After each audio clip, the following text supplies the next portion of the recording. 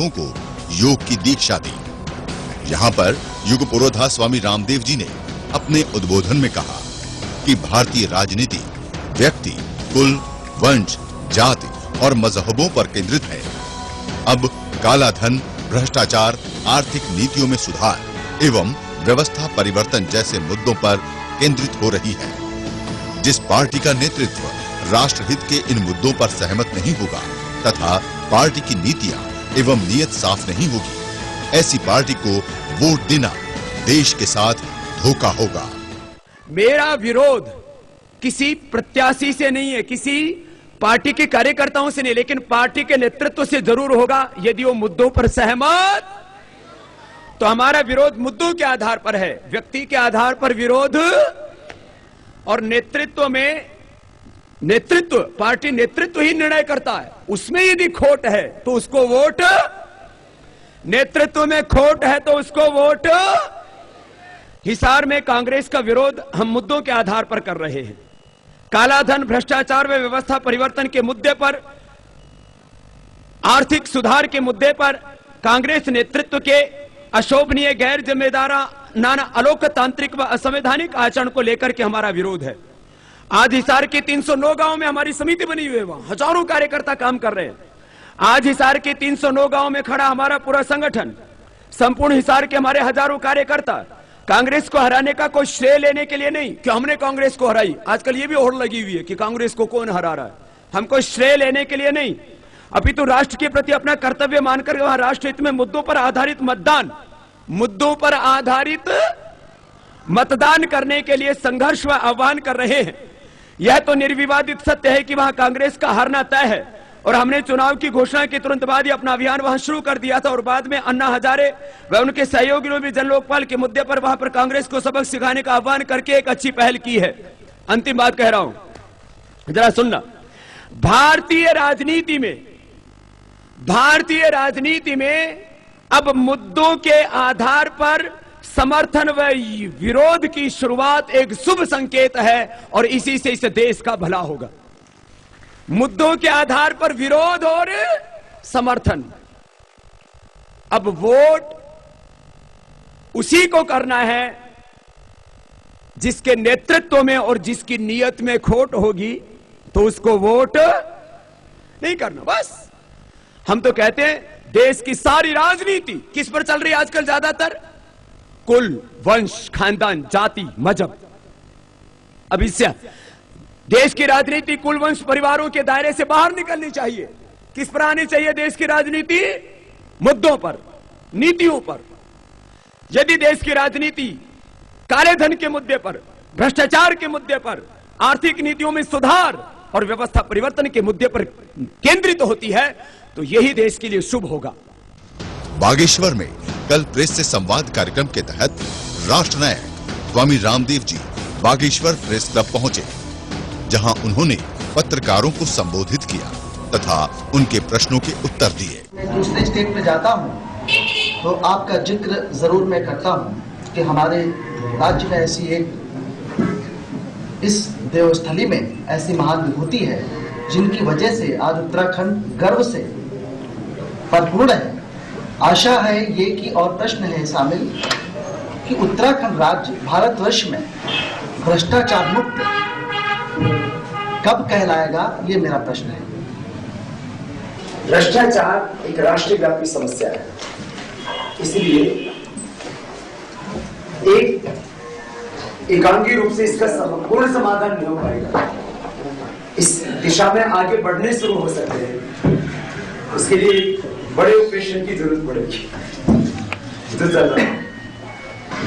क्या आपका इसमें ऐसा कोई आपका अपना दल बनाने की सोच रहे हैं कि आप कांग्रेस से या यही भारतीय जनता पार्टी या किसी दल से आज युवाओं को भड़का के अपना दल बनाना चाहते हैं? देखिए, मैं पहले कह चुका हूं इस संदर्भ में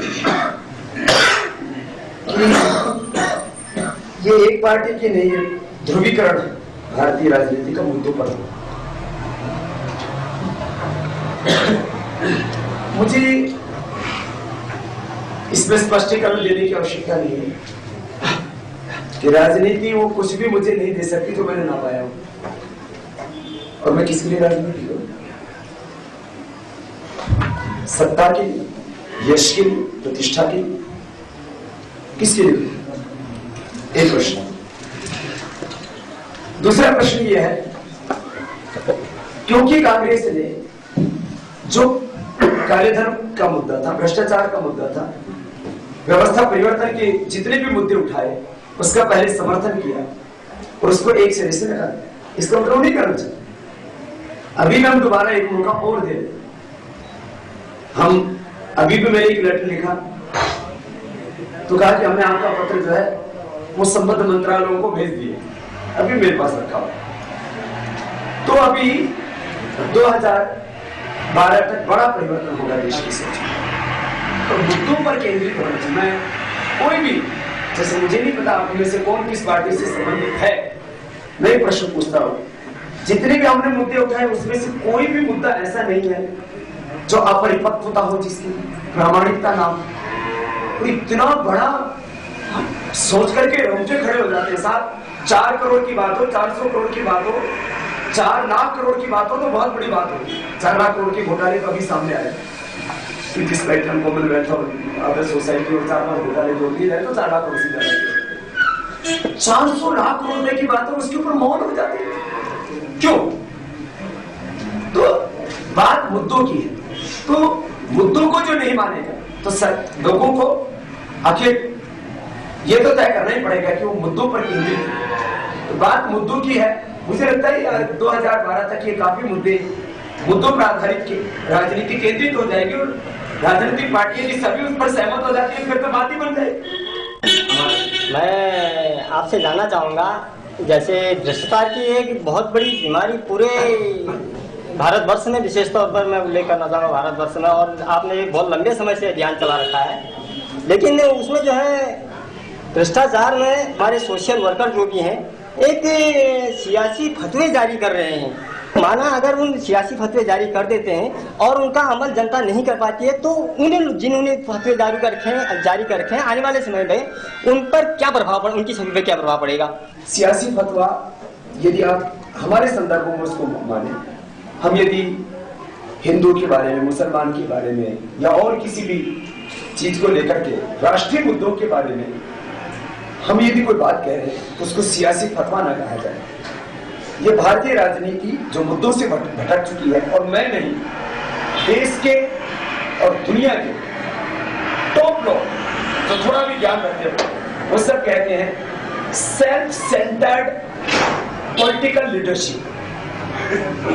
जो भारतीय राजनीति आत्म केंद्रित हो गई थी, कुल वंश परिवारों और पार्टियों पर केंद्रित हो गई थी, मैं व्यापक रूप से कह रहा हूं इस बात।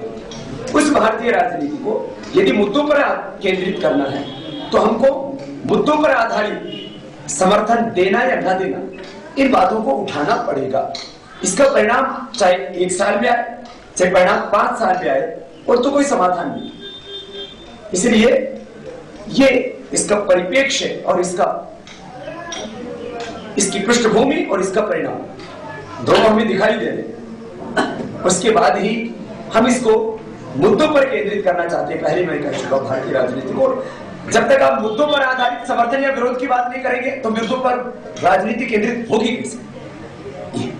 एक राइट टू एजुकेशन बिल 2009 पास हुआ था और शिक्षा का मूल अधिकार, उस पर संसद के अंदर इतनी चर्चा नहीं हुई जितना की होनी चाहिए थी। लगभग 54 सांसद उस दिन संसद के अंदर थे जब ये महत्वपूर्ण बिल पास हुआ। आपने अपने कई भाषणों में कई बार बातें की कि समान शिक्षा बढ़ाने की बात होनी चाहिए। तो मुझे लगता है कि जिस तरह से भ्रष्टाचार का मुद्दा है उसी तरह से समान शिक्षा बढ़ाने का मुद्दा बहुत बड़ा मुद्दा है। क्या इस मुद्दे को भी, समान शिक्षा बढ़ाने का जो मुद्दा है उसे आप प्रकाश डालेंगे चीजों पर? हमारे 7 मुख्य मुद्दे हैं। इसमें एक मुद्दा, मुख्य मुद्दा समान शिक्षा और भारतीय भाषाओं में आध्यात्मिक मूल्यों के साथ शिक्षा, और ये मैंने 4 जून के आंदोलन में भी इसको सम्मिलित किया था। और प्रणब मुखर्जी से लेकर के मेरे पास वो लेटर अभी भी है, और फाइनेंस मिनिस्ट्री की वेबसाइट पर वो लेटर पड़ा हुआ अभी गवर्नमेंट का, उन्होंने भी माना कि होना ही चाहिए। अब इस मुद्दे को कि 20 तो हमने डाल दिए हैं, एक एक करके मुद्दों को राष्ट्रीय पटल पर रखना होगा और उसको परिणाम तक ले जाना पड़ेगा। बाबा जी, हम कांग्रेस पार्टी से, युवा कांग्रेस से हूँ।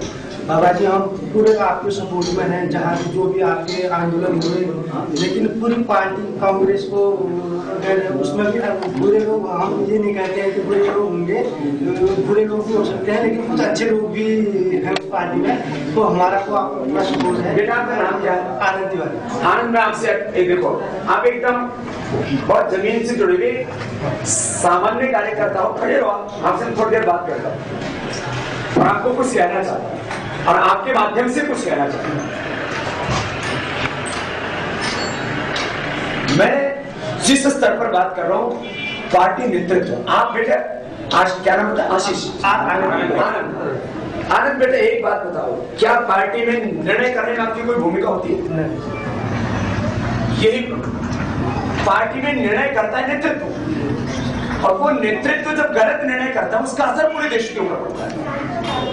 इसलिए जो हमारा विरोध है वो पार्टी के नेतृत्व से है, और वो विरोध मुद्दों के आधार पर, वो विरोध नीतियों के आधार पर, वो विरोध सत्य और सिद्धांतों के आधार पर है। अब बेटा, आप या मेरे सामने खड़े हो आनंद, आप मुझे सुनते हैं बहुत बार, आज भी सुना है, पहले भी सैकड़ों बार सुना। कोई भी मुद्दा ऐसा बताओ जो कि मैंने गलत उठाया। नहीं, बिल्कुल, हम आपको बिल्कुल। तो इसमें समस्या ये है कि आप एक सामान्य कार्यकर्ता हो उस पार्टी के, लेकिन नेतृत्व जो है वो समझ नहीं रहा। तो आप बताओ, जब आप नेतृत्व नहीं समझ रहा है, मेरे स्थान पर आप होगे तो आप क्या कहोगे? मेरे स्थान पर आप होंगे, आप एक सामान्य कार्यकर्ता हो, इसलिए इस बात को कह रहा हूं, क्योंकि जो बड़ा नेता होता है किसी भी पार्टी में, उसको सच को कहने में, समझने में, स्वीकार करने में दिक्कत हो सकती है। तो मैंने सुबह एक बात को कहा था बड़े रूप में, मैंने कहा कुछ बड़े नेता भी भीष्म की तरह, द्रोणाचार्य की तरह, कृपाचार्य की तरह, कर्ण की तरह योद्धा है, उनमें ईमानदारी है, सच्चाई।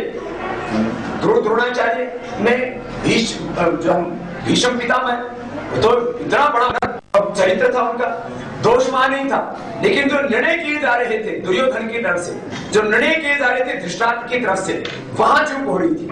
तो आप लोगों में चूक नहीं है, ये चूक निर्णय के स्तर पर हो रही है, और निर्णय नेतृत्व करना, इसलिए ये विरोधाभास बना हुआ है। मुझे ये बात पूछना चाहूंगा, कांग्रेस के अगर कोई लोग आपसे योग सीखना चाहें तो क्या उनको सिखाएंगे? पहली बात तो यह है कि देश की 99% जनता योग के प्रति आस्था रखती है जी, और कांग्रेस के लोग भी योग के प्रति आस्था रखते हैं, अच्छे लोग सभी पार्टी, इसमें कोई शक नहीं। तो उनको योग सिखाने में विरोध का प्रश्न ही नहीं। वो दिन शायद आएगा,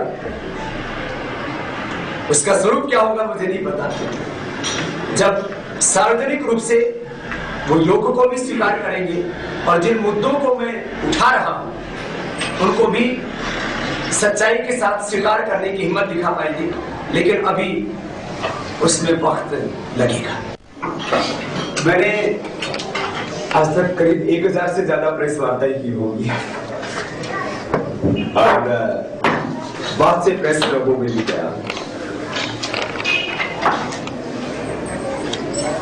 बागेश्वर जैसे राष्ट्रीय परिप्रेक्ष्य में, एक तो आध्यात्मिक परिप्रेक्ष्य, वहां तो बागेश्वर का नाम बहुत ऊंचाई पर है, टूरिस्ट आते हैं, वो भी बागेश्वर को काफी जानते हैं, क्योंकि यहाँ बेस सेंटर है जो ट्रैकिंग करते हैं उसके लिए। सामाजिक और राजनीतिक दृष्टि से बागेश्वर को अभी बहुत आगे जाना है, अभी उसमें ऊंचे पायदान पर यद्यपि नहीं खड़ा। मीडिया जो है वह मात्र आसपास की घटनाओं की जानकारी देने वाला ही एक माध्यम नहीं रह गया है, उस सामाजिक परिवर्तन के लिए भी एक बड़ी भूमिका निभाने का एक बहुत बड़ा सशक्त माध्यम बना है। तो इस दिशा में आप सब जो प्रयास कर रहे हैं।